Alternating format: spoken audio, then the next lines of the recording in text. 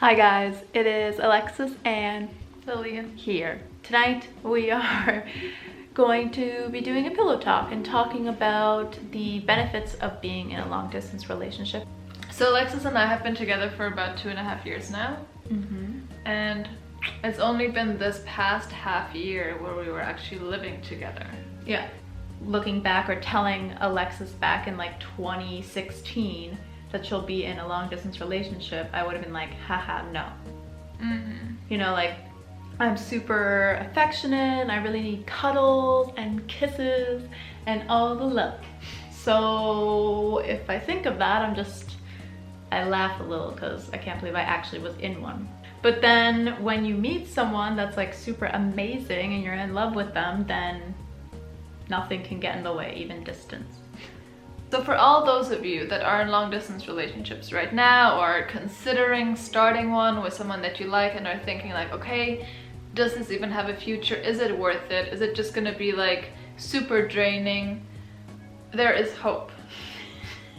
Right? Yes. There is hope and it's gonna be work, but in the end, and I feel like a lot of people don't really talk about this, long distance can really strengthen a relationship. Yeah. If I had the choice, I wouldn't change anything about it, because I think the long distance, it has shaped our relationship. We would see each other for about 10 days every 3 months or so if we had the chance, and it would just be like all about that person, you know, all about being together. I remember always when we were together, like Messenger and phone, WhatsApp, everyone trying to contact me was like, everything's on hold. Like, I'm with Alexis right now. 10 days afterwards, I'm like, okay, I'm back in the world. What did I miss?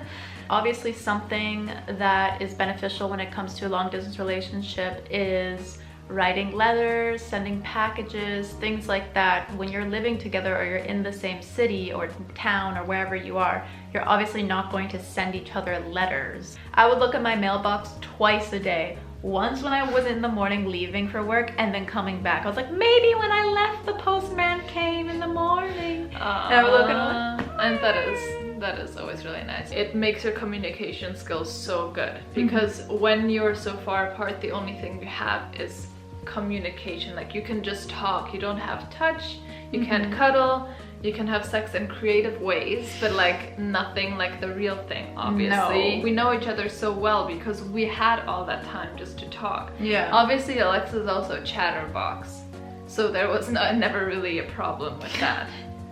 Sometimes she called me like really like, I don't know, 5 a.m. or something. I'm like, Alexis, I need to go back to sleep. And she's like, oh, I just want to talk about this, blah, blah, blah. And next time I'm like, 10 a.m. Might as well continue my day now.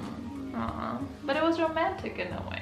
Yeah. We would always talk so much about how we make each other feel and how happy we are that we met each other, and just talk about those memories that we'd already made together and what we were looking forward to. And I think, you know, you might not be doing that as much in your regular day-to-day life if you're just living together, right? Or just like in the same place, you know? Because you're just like, okay, we're experiencing all these things, but you don't stop as often to just think, you know, I'm like really happy about this, and like, let's reflect on what we've already experienced and what we're looking forward to and what we see for our future. So I think just talking about that made us like emotionally a lot more connected.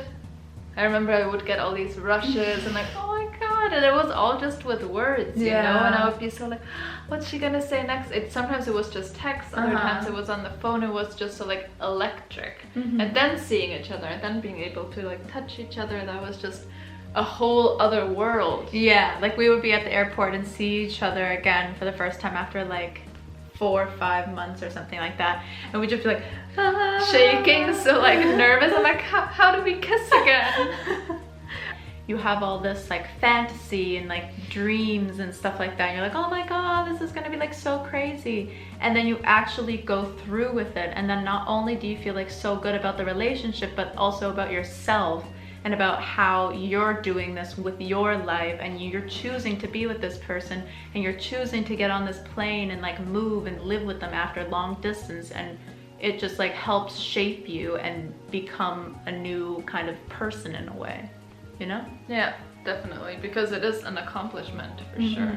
Being in a long distance relationship also forces you to be independent of each other and be self-sufficient in a way. You know, you can't just come to your partner for everything because sometimes they're asleep, sometimes they physically can't do anything, you know? So it's like, okay, I need to be reliant by myself. I need to have my established friend circle here. I need to have my own projects going on and stuff like that. I do think that was crucial for us, that we still had that freedom in a way to do things and focus things on that we ourselves are passionate about, and we can't just get lost in the relationship. Trust.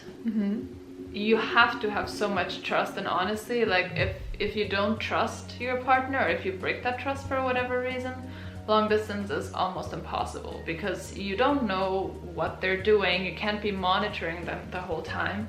And also with jealousy, like it can be really difficult because they're gonna be hanging out all the time with people that aren't you, and then sometimes you think, okay, things might get hard or whatnot, and there's these other people around and they might not be taking a long distance relationship as a legitimate relationship, you know? It's like, are you dating someone? Yeah, but they live like all the way in fucking Canada, 6 and then they hours automatically away. and then they automatically think, oh yeah, like that's not a real relationship, or it's never gonna last, and or it's just clearly they're in an open relationship or something. and it's like, okay, no, fuck you. And I think that's what bothers me, is like when people, oh yeah, it's not gonna work. It's like, excuse me, well, it's working, and right now this is what I want, so yeah. And I feel like in a way it's obviously also it's a huge sign of commitment if you make it through that. And if you're also willing to make it through all the hardships and all the difficulties and all of that, then it's like you can make it through pretty much anything. Anything that happens to you in a relationship that is already normally difficult is going to be that much more difficult. Yeah, I feel like everything is more enhanced besides the touch aspect. But you can just say that with your words. We were always like, yeah, I wish I was like touching your hair and giving you cuddles, and she would be like, tell me more. Yes. Oh, it was always so cute, right?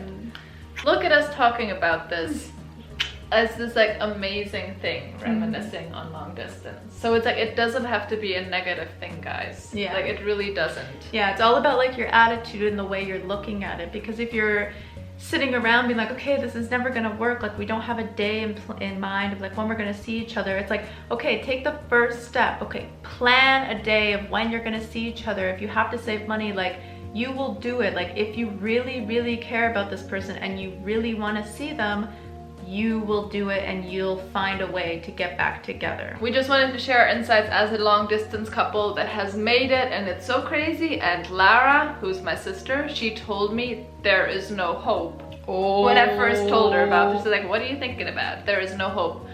Excuse me, there is hope, and look at us, and ta-da. Don't give up. Also, feel free to please share your words of advice or your stories in the comments, because it's always nice to, you know, nourish the little LDR community. We've all been there. We hope this video is gonna help at least one single soul out there. Yeah, give you a little piece of hope. Thanks so much for watching. If you're new here, we'd love it if you would subscribe and join the Alexis and Lilian family. So yeah, again, thanks so much, and we love you guys, and I hope you have a good morning, afternoon, night, whatever time it is when you're watching this video. See you in the next one. See you guys. Bye. Cheers.